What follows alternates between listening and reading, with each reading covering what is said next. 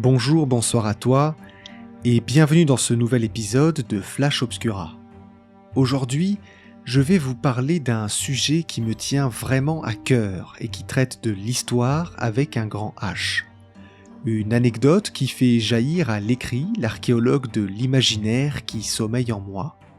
J'espère vous transporter, le temps de cette petite vidéo, vers les terres ancestrales du peuple mésopotamien.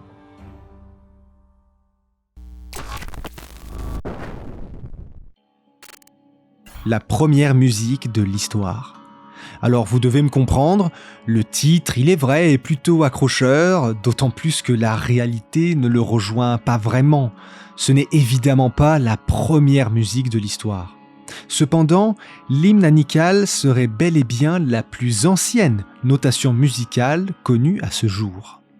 Gravé délicatement sur une tablette d'argile, ce chant sémite aurait été composée il y a plus de 3400 ans en Mésopotamie.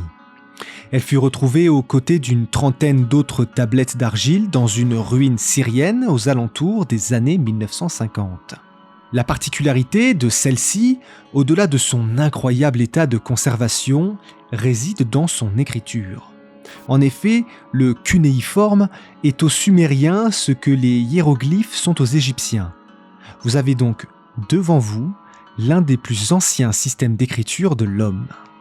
Cette splendide tablette renferme les paroles d'un chant ourite, une ancienne langue du proche Moyen-Orient, ainsi qu'une partition musicale dédiée à l'hymne pour Nikal, une déesse sumérienne de la fertilité.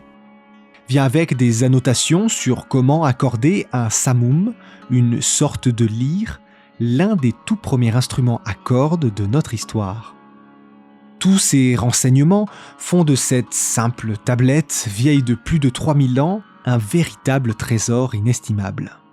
Depuis, bien évidemment, cet hymne ainsi que les 35 autres tablettes d'argile en moins bon état ont été traduites en langage musical moderne grâce à des archéologues experts en musique.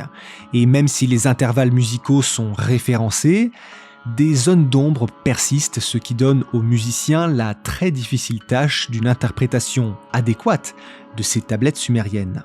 La version de l'hymne qui passe depuis tout à l'heure est l'une de ces multiples interprétations. Celle-ci est volontairement artistique, avec une harmonisation des notes ainsi qu'une réverbération qui crée cette atmosphère si particulière.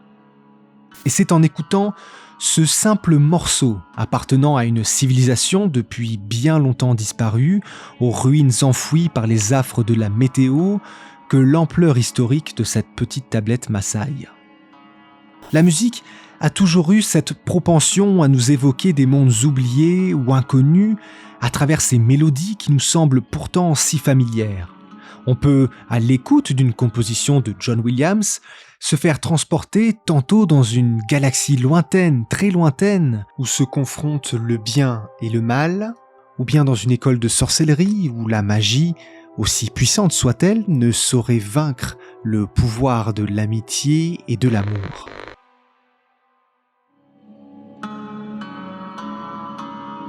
Ne ressentez-vous pas l'immense culture qui semble se dessiner à travers ces simples notes jouées sur une antique lyre sumérienne?